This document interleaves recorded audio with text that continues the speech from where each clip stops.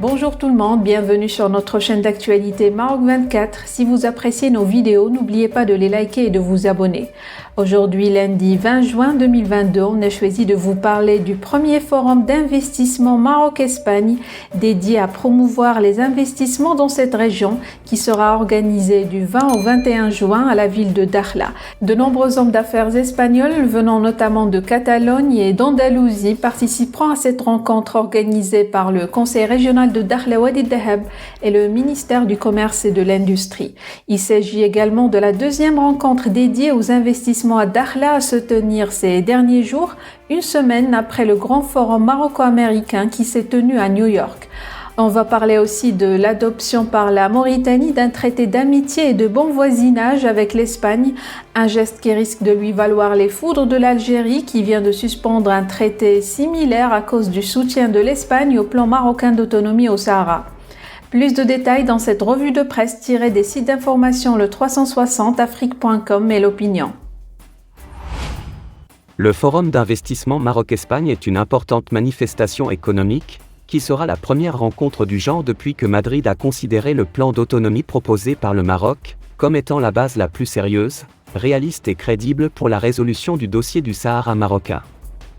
Le forum maroco-espagnol sera marqué par les interventions du ministre de l'Industrie, Riyad Mezzour, et du président de la région, Yanja El Kettat, sur les opportunités d'investissement qui se présentent pour les opérateurs marocains et espagnols dans la région Dakhla Wadi Dahab, dans le cadre de la nouvelle feuille de route établie entre Rabat et Madrid en avril dernier. Plus d'une centaine d'hommes d'affaires espagnols prendront part à divers panels, quels investissements et quelles infrastructures pour une industrie verte, les filières clés innovantes et durables, l'agriculture, la pêche et activités agro-industrielles, ou encore, le secteur tertiaire, levier de l'attractivité du territoire et amélioratif du climat des affaires. Selon les organisateurs, qui citent le président du conseil régional, Yanja El Kettat, c'est dans ce contexte favorable au renforcement des liens historiques entre les deux royaumes, que ce forum d'investissement Maroc-Espagne à Dakhla s'inscrit. Ces mêmes interlocuteurs rappellent qu'en 2021, le Maroc a exporté pour environ 7,3 milliards d'euros vers l'Espagne. Au même moment, les importations en provenance de la péninsule ibérique se chiffraient à 9,5 milliards d'euros. À la veille de ce forum maroco-espagnol, les organisateurs soulignent que sous l'impulsion et le leadership de Sa Majesté le roi Mohamed VI, les provinces du sud du Maroc connaissent une dynamique de développement exponentielle, portée par un nouveau modèle de développement, dont l'enveloppe budgétaire globale s'élève à 85 milliards de dirhams. En plus de la possibilité de conclure des partenariats entre les communautés d'affaires des deux pays, les participants visiteront, à partir du 22 juin, des projets phares de la région, tels que le port Dakhla Atlantique, la nouvelle zone industrielle, le port de pêche ou encore le centre de formation professionnelle de la région.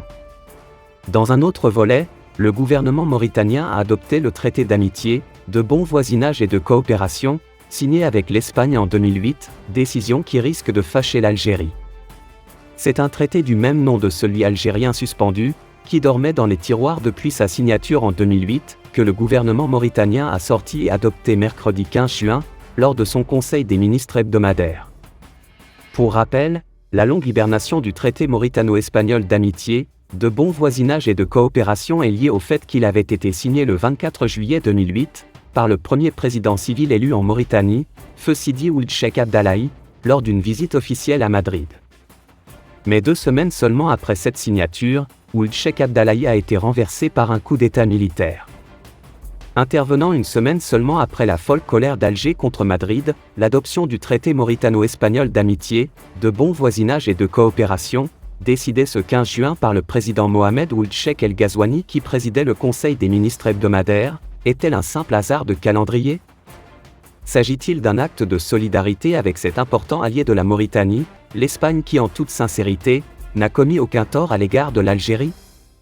Des questions qui se posent d'autant plus légitimement que ce même jour du 15 juin, le ministère algérien des Affaires étrangères a publié un nouveau communiqué officiel, concernant sa crise avec l'Espagne. Cette fois-ci, Alger accuse le Makhzen d'être derrière une information circulant sur les réseaux sociaux, et selon laquelle l'Algérie aurait échoué à récolter le soutien nécessaire à la tenue d'une réunion d'urgence de la Ligue arabe, en vue d'obtenir une déclaration de solidarité avec elle. La décision mauritanienne d'activer son traité de coopération avec l'Espagne, à ce moment précis, est une claque douloureuse que l'Algérie aura du mal à digérer.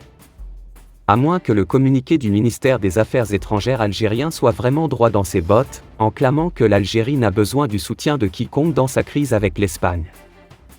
Pour rester informé, je vous invite à regarder les vidéos Maroc 24 qui s'affichent sur votre écran.